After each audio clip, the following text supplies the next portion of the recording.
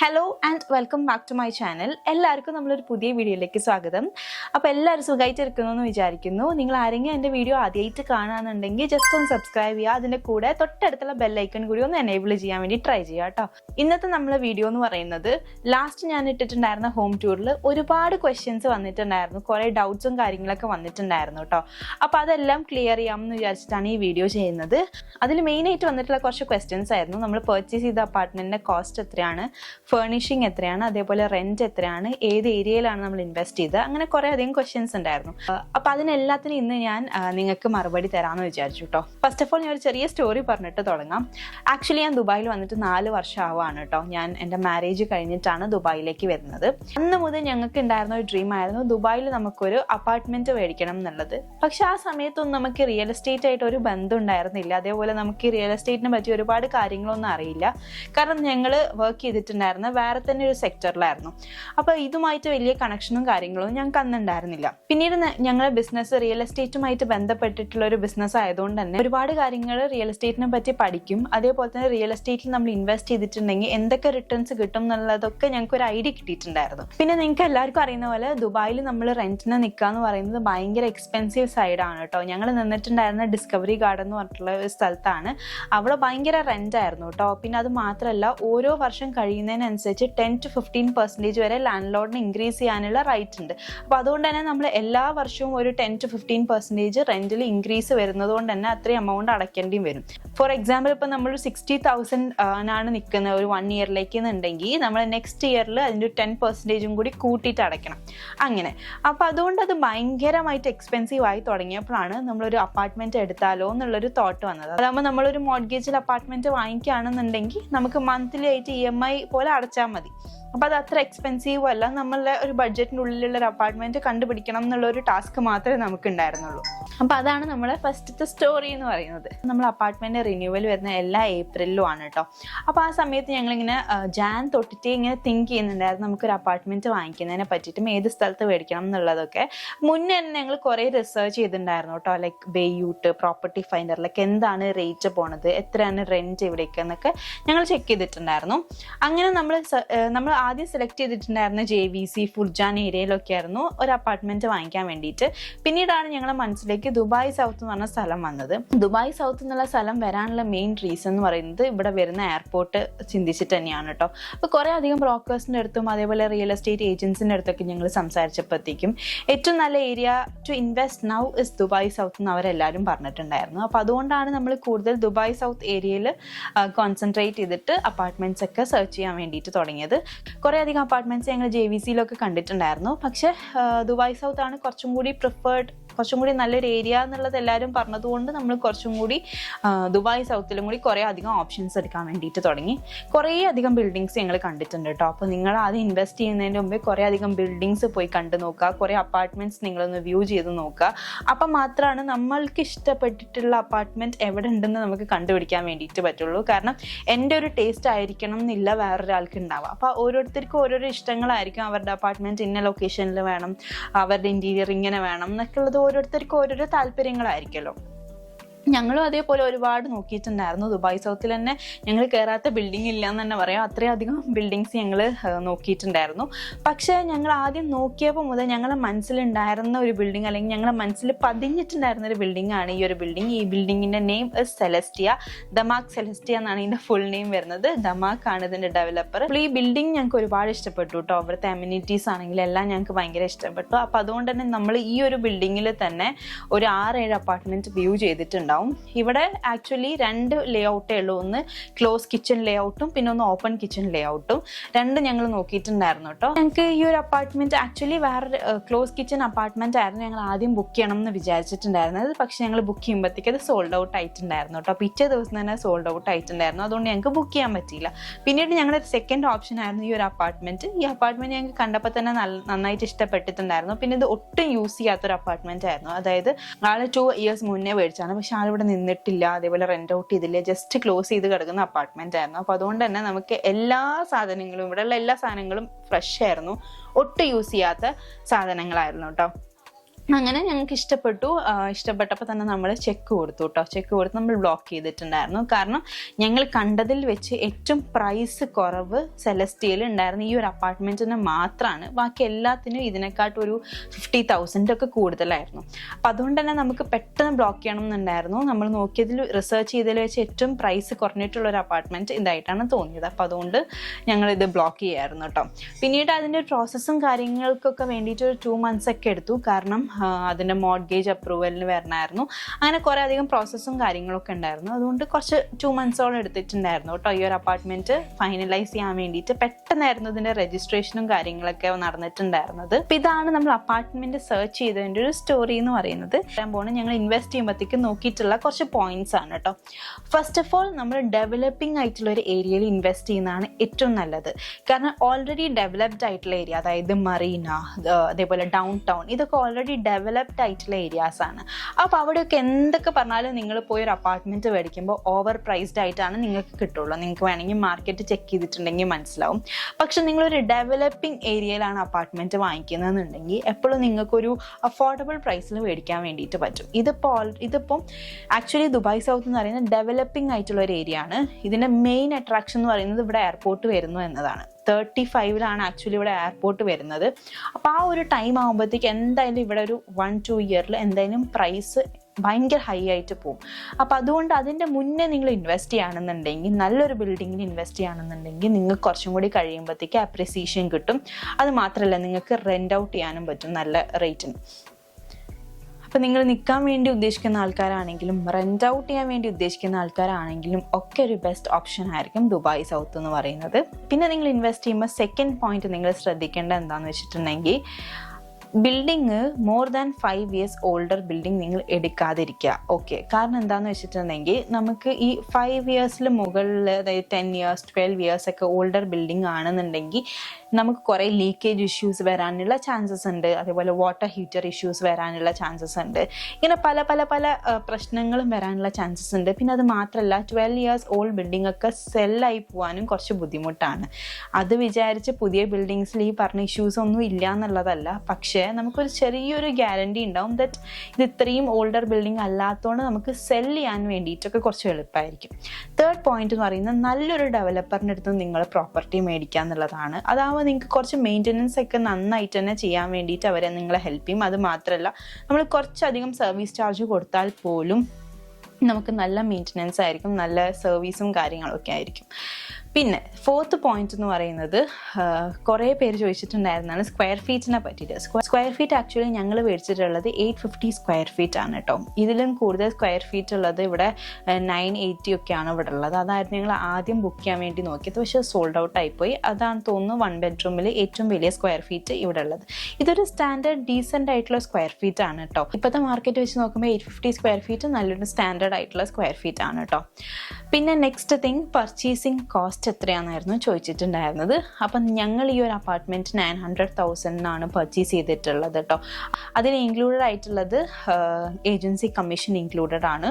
2% ആണ് agency commission വരുന്നത്, അതായത് നിങ്ങളെ ബ്രോക്കർക്ക് കൊടുക്കുന്ന കമ്മീഷൻ. പിന്നെ ഇത് 4% DLD ചാർജസ് ഉണ്ട്, ടു ദുബായ് ലാൻഡ് ഡിപ്പാർട്ട്മെൻറ്റിനുള്ള ചാർജസ്. പിന്നെ 4,000 rupees നമ്മൾ ട്രസ്റ്റി ഫീസ് അടയ്ക്കാനുണ്ട്. ഇത്രയും കാര്യങ്ങളാണ് നമ്മൾ ഒരു അപ്പാർട്ട്മെൻറ്റ് വാങ്ങിക്കുമ്പോഴത്തേക്കും കൊടുക്കേണ്ട കമ്മീഷൻസും ചാർജസും ഒക്കെ. വേറെ പ്രത്യേകിച്ച് ചാർജസ് ഒന്നുമില്ല. പിന്നെ ഇയർലി സർവീസ് ചാർജസ് വരുന്നുണ്ട് ഈ ഒരു അപ്പാർട്ട്മെൻറ്റിന്. അത് എല്ലാ വർഷവും അടയ്ക്കേണ്ട ചാർജസ് ആണ്. ഇത്രയും കാര്യങ്ങളാണ് നിങ്ങളൊരു അപ്പാർട്ട്മെൻറ്റ് മേടിക്കുമ്പോഴത്തേക്കും. അതിന് എക്സ്ട്രാ ടാക്സും കാര്യങ്ങളൊന്നുമില്ല. പിന്നെ എല്ലാവരും ചോദിച്ചിട്ടുണ്ടായിരുന്ന ഒരു ക്വസ്റ്റ്യൻ ആണ്, ഇവിടെ ജോലി ചെയ്യുന്നവർക്ക് അപ്പാർട്ട്മെൻറ്റ് വാങ്ങിക്കാൻ പറ്റുമോ എന്നുള്ളത്. വാങ്ങിക്കാൻ പറ്റും കേട്ടോ. അങ്ങനെ ബിസിനസ് ചെയ്യുന്നവർക്ക് മാത്രമൊന്നുമല്ല അപ്പാർട്ട്മെൻറ്റ് വാങ്ങിക്കാൻ പറ്റുക. ഇവിടെ ഒരുപാട് ഇൻവെസ്റ്റേഴ്സ് ജോലി ചെയ്യുന്ന ആൾക്കാർ തന്നെയാണ് കൂടുതലും ദുബായിൽ ഇൻവെസ്റ്റ് ചെയ്തിരിക്കുന്നത്. ജോലി ചെയ്യുന്നവർക്കും ഇൻവെസ്റ്റ് ചെയ്യാൻ പറ്റും. നിങ്ങൾക്ക് മോർഗേജിന് അപ്ലൈ ചെയ്യാം. അപ്പോൾ നിങ്ങൾക്ക് ലോൺ കിട്ടും. ഡൗൺ പേയ്മെൻറ്റ് ഒരു എമൗണ്ട് മാത്രം, അതായത് 20% ആണ് നമ്മൾ ഡൗൺ പേയ്മെൻറ്റ് അടയ്ക്കേണ്ടത്. അത് മാത്രം നമ്മളെ കയ്യിൽ നിന്ന് അടച്ചാൽ മതി. അത് കഴിഞ്ഞിട്ട് നിങ്ങൾക്ക് EMI ആയിട്ട്, അതായത് ലോണായിട്ട് അപ്ലൈ ചെയ്യാവുന്നതാണ് കേട്ടോ. ഞങ്ങളും അങ്ങനെയാണ് ചെയ്തിരിക്കുന്നത്. പിന്നെ റെൻറ്റിനെ പറ്റി ചോദിച്ചിട്ടുണ്ടായിരുന്നു. ആക്ച്വലി ഈ ബിൽഡിങ്ങിൽ ഇപ്പം പ്രസൻ്റ്ലി പോയിക്കൊണ്ടിരിക്കുന്ന റെൻറ്റ് പറയുന്നത് 1 bedroom 65,000 to 68,000 വരെയാണ് കേട്ടോ. അത് ചെക്കിനനുസരിച്ച് മാറിക്കൊണ്ടിരിക്കും. അതായത് ഇപ്പോൾ നിങ്ങൾ 1 ചെക്കിൽ എടുക്കണമെങ്കിൽ ചിലപ്പോൾ 60ക്ക് കൊടുക്കേണ്ടി വരും, ചിലപ്പോൾ നിങ്ങൾ 2 ചെക്സിന് എടുക്കുകയാണെങ്കിൽ 65-നായിരിക്കും, ചിലപ്പം 4 ചെക്സ് ഒക്കെ ആണെങ്കിൽ 70, 75, 80 ഒക്കെ വരെ പോകാനുള്ള ചാൻസസ് ഉണ്ട്. അത് ഡിപ്പെൻസ് ഓൺ ദ ചെക്ക്, അതേപോലെ ഡിപ്പെൻസ് ഓൺ യുവർ ക്ലയൻറ്റ് ആരാണ് വരുന്നത്, അങ്ങനെയൊക്കെ വെച്ചിട്ടായിരിക്കും. പിന്നെ ഷോർട്ട് ടേം റെൻറ്റൽ, ഞങ്ങളിപ്പോൾ ചെയ്യുന്ന ബിസിനസ് ആക്ച്വലി ഷോർട്ട് ടേം റെൻറ്റലും കൂടി ചെയ്യുന്നുണ്ട്. അപ്പോൾ അതുകൊണ്ട് തന്നെ അതിന്ന് എനിക്ക് മനസ്സിലായിട്ടുള്ളൊരു കാര്യം എന്താണെന്ന് വെച്ചിട്ടുണ്ടെങ്കിൽ എപ്പോഴും ഷോർട്ട് ടേം റെൻറ്റലിൽ കുറച്ചും കൂടി നിങ്ങൾക്ക് ഏർണിങ്സ് കിട്ടും ദാൻ ലോങ് ടേം റെൻറ്റൽ. പിന്നെ നിങ്ങൾ മേടിക്കുമ്പോഴത്തേക്കും നോക്കേണ്ട ഒരു കാര്യം, നിങ്ങൾക്ക് മിനിമം 7% റിട്ടേൺസ് നിങ്ങളുടെ അപ്പാർട്ട്മെൻറ്റിൽ നിന്ന് കിട്ടുന്നുണ്ടോ എന്നുള്ളത് നോക്കണം. അതിനനുസരിച്ച് നിങ്ങൾ ഇൻവെസ്റ്റ് ചെയ്യുക. അതാണ് ഒരു വൈസ് ഇൻവെസ്റ്റ്മെൻറ്റ് എന്ന് പറയുന്നത്. നിങ്ങളൊന്ന് കാൽക്കുലേറ്റ് ചെയ്ത് നോക്കുക, നിങ്ങൾ വാങ്ങിക്കുന്ന പ്രൈസും അതേപോലെ തന്നെ നിങ്ങൾക്ക് കിട്ടുന്ന ഒരു 1 ഇയർ കിട്ടുന്ന റിട്ടേൺസും എത്രയെന്നുള്ളത് കാൽക്കുലേറ്റ് ചെയ്തിട്ട് നോക്കാവുന്നതാണ് കേട്ടോ. അപ്പോൾ ഇത്രയാണ് ബേസിക് ആയിട്ടുള്ള കാര്യങ്ങൾ. അപ്പോൾ പർച്ചേസിങ്ങിനെ പറ്റി എല്ലാം ക്ലിയർ ആയി എന്നാണ് എനിക്ക് തോന്നുന്നത്. എല്ലാവരും ഇതേപോലെ തന്നെ എക്സാക്ട് ലൊക്കേഷൻ. അപ്പോൾ ഞാൻ ഒന്നും കൂടി ക്വസ്റ്റ്യൻസ് ഒക്കെ ഒന്ന് നോക്കാം. അപ്പം എനിക്ക് തോന്നുന്നു ഞാൻ എല്ലാ ക്വസ്റ്റ്യൻസ് കവർ ചെയ്തു എന്നാണ് എനിക്ക് തോന്നുന്നത്. ഞാൻ ഒന്നും കൂടി ക്വസ്റ്റ്യൻസ് ഒക്കെ ഒന്നും കൂടി റിപ്പീറ്റ് ചെയ്ത് നോക്കാം കേട്ടോ. എക്സാക്ട് ലൊക്കേഷനും പ്രൈസും ചോദിച്ചിട്ടുണ്ട്. അത് ഞാൻ ഓൾറെഡി പറഞ്ഞു, ദുബായ് സൗത്ത് ആണ്. പ്രൈസ് വരുന്നത് 900,000 ആണ് ഇൻക്ലൂഡിങ് ഓൾ. ഓക്കെ, ഈ ഒരു കമൻറ്റ് എനിക്ക് ഭയങ്കര ഇൻട്രസ്റ്റിംഗ് ആയി തോന്നി. Home tour was super, short and info, but you haven't told the price, then only the video is beneficial for others എന്ന് പറഞ്ഞിട്ടുണ്ട്. സത്യമാണ്. പക്ഷെ ഞാൻ ആക്ച്വലി വീഡിയോ ചെയ്യുമ്പോഴത്തേക്കും ജസ്റ്റ് ഒന്ന് വീട് കാണിക്കാം എന്നുള്ളത് മാത്രമേ വിചാരിച്ചുള്ളൂ. ഇങ്ങനെ പ്രൈസിനെ പറ്റി പറയണം എന്നുള്ളത് ഞാൻ ഒട്ടും ചിന്തിച്ചിട്ടുണ്ടായിരുന്നില്ല കേട്ടോ. അപ്പോൾ അതുകൊണ്ടാണ് ഞാൻ അത് പറയാണ്ടിരുന്നത്, അല്ലാണ്ടത് ഞാൻ മനഃപൂർവ്വം പറയാണ്ടിരുന്നതല്ല കേട്ടോ. ഇപ്പം ഞാൻ പ്രൈസ് പറഞ്ഞു കേട്ടോ. ഇപ്പം ഓൾറെഡി കോസ്റ്റ് ചോദിച്ചിട്ടുണ്ട്, കുറേ പേര് അത് തന്നെയാണ് ചോദിച്ചിട്ടുള്ളത്. പിന്നെ വാട്ടർ പ്യൂരിഫയറിനെ പറ്റി ചോദിച്ചിട്ടുണ്ടായിരുന്നു കുറച്ച് പേര്. അത് നോർമൽ വാട്ടർ കിട്ടുന്ന പ്യൂരിഫയർ ആണ് കേട്ടോ. അതിൽ ഹോട്ട് കോൾഡ് അങ്ങനത്തെ ഓപ്ഷനൊന്നുമില്ല, നോർമൽ വാട്ടർ കിട്ടുന്ന പ്യൂരിഫയർ ആണ് കേട്ടോ. പിന്നെ ഒരാൾ പറഞ്ഞിട്ടുണ്ട് ദുബായ് സൗത്ത് നല്ല കോസ്റ്റ്ലി ആണെന്ന്. അത് സത്യം പറഞ്ഞാൽ നിങ്ങൾ പ്രോജക്ട്സ് നോക്കി ഇൻവെസ്റ്റ് ചെയ്യണം എന്നുള്ളതാണ് എനിക്ക് പറയാനുള്ളത്. ദുബായ് സൗത്ത് കോസ്റ്റ്ലി ആണോ ചോദിച്ചിട്ടുണ്ടെങ്കിൽ കോസ്റ്റ്ലി ആയിക്കൊണ്ടിരിക്കുകയാണ്. കാരണം ഇവിടെ ഇപ്പോൾ നമ്മൾ ചുറ്റിനും നോക്കിയിട്ടുണ്ടെങ്കിൽ ഒരുപാട് ഡെവലപ്മെൻറ്റ് വരുന്നുണ്ട്. കുറേ ഡെവലപ്പേഴ്സ് ഇവിടെ വില്ലാസ് ആയിട്ടും അപ്പാർട്ട്മെൻറ്റ്സ് ആയിട്ടും ഒക്കെ ബിൽഡ് ചെയ്യുന്നുണ്ട്. അപ്പോൾ അതുകൊണ്ട് ഇനി അങ്ങോട്ട് കോസ്റ്റ് കൂടാനാണ് ചാൻസ് ഉള്ളത് കേട്ടോ. അപ്പോൾ എന്തായാലും കോസ്റ്റ് കുറയാനുള്ള ചാൻസസ് വളരെ കുറവാണ്. പിന്നെ നിങ്ങൾ ഇൻവെസ്റ്റ് ചെയ്യുമ്പോഴത്തേക്കും നേരത്തെ പറഞ്ഞ പോലെ ഒരുപാട് പഴക്കമുള്ള ബിൽഡിങ്ങിൽ ഇൻവെസ്റ്റ് ചെയ്യാണ്ടിരിക്കുക. Can you please share the cost and buying details എന്ന് പറഞ്ഞിട്ടുണ്ട്. ഞാൻ ഓൾറെഡി ഷെയർ ചെയ്തിട്ടുണ്ട് കേട്ടോ. പിന്നെ ചോദിച്ചിട്ടുള്ളത് പ്രൈസ്, കുറേ പേര് പ്രൈസാണ് കേട്ടോ ചോദിച്ചിട്ടുള്ളത്. എത്രയാണ് cost, square feet and price. Square feet ഞാൻ ഓൾറെഡി പറഞ്ഞു കേട്ടോ, 850 സ്ക്വയർ ഫീറ്റ് ആണ്. വേറെ ഞാൻ നേരത്തെ പറഞ്ഞല്ലോ, ജോലി ചെയ്യുന്ന ആൾക്കാർക്ക് വാങ്ങിക്കാൻ പറ്റുമോ എന്ന് ചോദിച്ചിട്ടുണ്ട്. മന്ത്ലി ജോബ് ഉള്ളവർക്ക് വാങ്ങിക്കാൻ പറ്റുമോ കേട്ടോ. നിങ്ങൾക്ക് എനിക്ക് തോന്നുന്നൊരു 10,000 സാലറി ഒക്കെ ഉള്ള ആൾക്കാർക്കൊക്കെ വാങ്ങിക്കാൻ പറ്റും. പെട്ടെന്ന് തന്നെ മോർഗേജ് അപ്രൂവലും കിട്ടും കേട്ടോ. അപ്പം അതുകൊണ്ട് അത് മേടിക്കാൻ ഈസിയാണ്. Hi, where do you purchase curtain ചോദിച്ചിട്ടുണ്ട്. കർട്ടൻ ആക്ച്വലി ഞങ്ങൾ പർച്ചേസ് ചെയ്തതല്ല, ഇവിടെ തന്നെ ഉണ്ടായിരുന്നതാണ്. ഞാൻ പറഞ്ഞല്ലോ, ഇത് ഫുള്ളി ഫേർണിഷ്ഡ് അപ്പാർട്ട്മെൻറ്റ് ആയിരുന്നു. അപ്പോൾ അതിൻ്റെ കൂടെ ഞങ്ങൾക്ക് കിട്ടിയതാണ് ഈ കർട്ടൻ. പക്ഷേ നിങ്ങൾ കർട്ടനൊക്കെ നോക്കുന്നവരാണെന്നുണ്ടെങ്കിൽ നിങ്ങൾക്ക് ഡ്രാഗൺ മാർട്ട് നല്ലൊരു ഓപ്ഷനാണ് കേട്ടോ. ഞങ്ങളെ വേറെ അപ്പാർട്ട്മെൻറ്റ്സിലേക്കൊക്കെ മേടിക്കുന്നത് ആക്ച്വലി ഡ്രാഗൺ മാർട്ടിൽ നിന്നാണ്. ആ കടേൻ്റെ പേര് എനിക്ക് ഇപ്പോൾ ശരിക്കും പറഞ്ഞാൽ ഓർമ്മയില്ല. ഞാൻ സെർച്ച് ചെയ്തിട്ട് കിട്ടുകയാണെന്നുണ്ടെങ്കിൽ ഞാൻ ഡിസ്ക്രിപ്ഷൻ ബോക്സിൽ കൊടുക്കാം കേട്ടോ. അത് നല്ല അഫോർഡബിൾ ആയിട്ടാണ് കിട്ടുന്നത് നമുക്കവിടെ. അപ്പം പിന്നെ നിങ്ങൾ ജസ്റ്റ് ഒന്ന് ഡ്രാഗൺ മാർട്ട് പോയി അന്വേഷിച്ചാൽ തന്നെ ഒരുപാട് കടകളുണ്ട് കേട്ടോ അവിടെ. അപ്പം അവിടെയൊക്കെ നല്ല അഫോർഡബിൾ ആയിട്ടാണ് കിട്ടുന്നത് ഈ കർട്ടൻസൊക്കെ. പിന്നെ ചോദിച്ചിട്ടുള്ള ലൊക്കേഷൻ, റെൻ്റൊക്കെ ചോദിച്ചിട്ടുണ്ടോ. റെൻ്റ് ഞാൻ ഓൾറെഡി പറഞ്ഞില്ല, ഇവിടെ ഒരു 65 to 68 ആണ് ഇപ്പോൾ പോയിക്കൊണ്ടിരിക്കുന്ന റെൻ്റ് കേട്ടോ. പിന്നെ അമ്യൂണിറ്റീസിനെ പറ്റി പറയുകയാണെങ്കിൽ ഇവിടെ നല്ല അമ്യൂണിറ്റീസ് ആണ് കേട്ടോ ഉള്ളത്. ജിം ഉണ്ട്, പൂളുണ്ട്, അതേപോലെ തന്നെ കൊറിഡോറൊക്കെ ഭയങ്കര വെൽ മെയിൻറ്റെയിൻഡ് ആണ്. നമുക്ക് മെയിൻ്റനൻസിന് വിളിച്ചിട്ടുണ്ടെങ്കിൽ പെട്ടെന്ന് അവർ ആൾക്കാരെ വിടും. അങ്ങനെ നല്ല നല്ല കുറേ അധികം നല്ല ക്വാളിറ്റീസ് ഈ ബിൽഡിങ്ങിൽ ഞാൻ കണ്ടിട്ടുണ്ട് കേട്ടോ. പിന്നെ അത് മാത്രമല്ല, ഇവിടുത്തെ റിസപ്ഷനൊക്കെ ഞാൻ ഇതിൻ്റെ കൂടെ ആഡ് ചെയ്യാൻ വേണ്ടി ട്രൈ ചെയ്യാം. നല്ല വെൽ മെയിൻറ്റെയിൻഡ് ആയിട്ടുള്ള റിസപ്ഷനാണ്. ഞാൻ ഓൾറെഡി ഹോം ടൂറിൽ പറഞ്ഞിട്ടുണ്ടായിരുന്നു, ഇത് ആക്ച്വലി ഒരു ഹോട്ടൽ അപ്പാർട്ട്മെൻറ്റ് ആയിട്ടാണ് അവർ ബിൽഡ് ചെയ്തിട്ടുണ്ടായിരുന്നത്. പിന്നീടാണ് ഇത് റെസിഡൻഷ്യൽ യൂണിറ്റ് ആക്കിയിട്ടുള്ളത്. അപ്പം അതുകൊണ്ട് ഭയങ്കര സ്റ്റാൻഡേർഡിലാണ് അവർ ചെയ്തിരിക്കുന്നത്. പിന്നെ നിങ്ങൾ മേടിക്കുമ്പം വേറൊരു കാര്യം നിങ്ങൾ ശ്രദ്ധിക്കേണ്ടത് എന്താണെന്ന് വെച്ചിട്ടുണ്ടെങ്കിൽ, നിങ്ങൾ വാങ്ങിക്കുന്ന ബിൽഡിംഗ് ഹോട്ടൽ അപ്പാർട്ട്മെൻറ്റ്സ് ആണോ അല്ലെങ്കിൽ റെസിഡൻഷ്യൽ ആണോ എന്ന് ചെക്ക് ചെയ്യണം. ഓക്കെ, ഈ ഹോട്ടൽ അപ്പാർട്ട്മെൻറ്റ് എന്ന് പറയുമ്പോഴത്തേക്കും നിങ്ങൾക്ക് അവിടെ റെൻറ്റ് വളരെ കുറവായിരിക്കും. ഷോർട്ട് ടേമിന് ആ പ്രോപ്പർട്ടി ലിസ്റ്റ് ചെയ്യാൻ വേണ്ടി പറ്റില്ല, ഓൺലി ലോങ് ടേമിനെ കൊടുക്കാൻ വേണ്ടി പറ്റുള്ളൂ. പിന്നെ റെസിഡൻഷ്യൽ യൂണിറ്റ് ആകുമ്പോൾ നിങ്ങൾക്ക് ഒരു പ്രശ്നവുമില്ല, ഇതിനെല്ലാത്തിനും പറ്റുകയും ചെയ്യും, റെൻറ്റ് കൂടുതൽ കിട്ടാനും ചാൻസസ് ഉണ്ട്.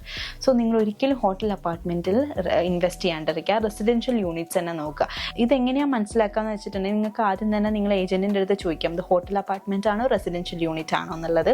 അല്ലെങ്കിൽ നിങ്ങൾക്ക് ടൈറ്റിൽ ഡീഡ് കിട്ടുമല്ലോ, ആ സമയത്ത് അതായത് പഴയ ഓണറിനെ ടൈറ്റിൽ ഡീഡ് നമ്മൾ ചോദിക്കുമല്ലോ, ആ സമയത്ത് നമുക്ക് കാണാൻ പറ്റും അവിടെ എഴുതിയിട്ടുണ്ടാവും റെസിഡൻഷ്യൽ ആണോ ഹോട്ടലാണോ എന്നുള്ളത്.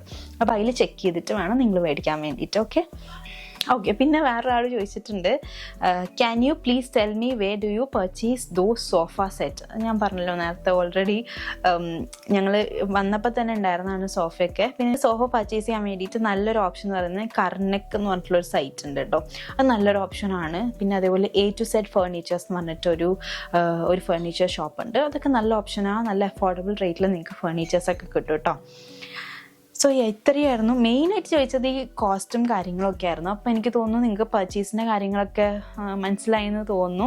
ഇനി നിങ്ങൾക്ക് എന്തെങ്കിലും ക്ലാരിഫിക്കേഷൻ വേണം എന്നുണ്ടെങ്കിൽ ജസ്റ്റ് കമൻറ്റ് ചെയ്യാൻ, ഞാൻ എല്ലാം കൂടി ഷോർട്ടാക്കിയിട്ടൊന്ന് പറഞ്ഞേ ഉള്ളൂ. നിങ്ങൾക്ക് എന്തെങ്കിലും ഡൗട്ട്സും കാര്യങ്ങളൊക്കെ ഉണ്ടെങ്കിൽ നിങ്ങൾക്ക് കമൻറ്റ് ചെയ്യാം കേട്ടോ. ഇനി അതിൻ്റെ കൂടെ ഇതിൻ്റെ കുറച്ച് എമ്യൂണിറ്റീസും കാര്യങ്ങളൊക്കെ ഇൻക്ലൂഡ് ചെയ്യാൻ പറ്റുമെങ്കിൽ ഞാൻ ഈ വീഡിയോൻ്റെ അവിടെ ഇവിടെയൊക്കെ ആയിട്ട് എമ്യൂണിറ്റീസും കാര്യങ്ങളൊക്കെ ഇൻക്ലൂഡ് ചെയ്യുക, അപ്പം കൂടി ഈസിയാണ് കാണാൻ വേണ്ടിയിട്ട്. പിന്നെ വേറൊരു ഡൗട്ടായിരുന്നു നിയർ ബൈ മെട്രോ ഏതാണെന്നുള്ളത്. നമുക്ക് 2 മെട്രോ നിയർ ബൈ ആണ്. നിയർ ബൈ എന്ന് പറഞ്ഞാൽ 15 minutes ഡ്രൈവ് ഉണ്ട് കേട്ടോ ഇവിടുന്ന്.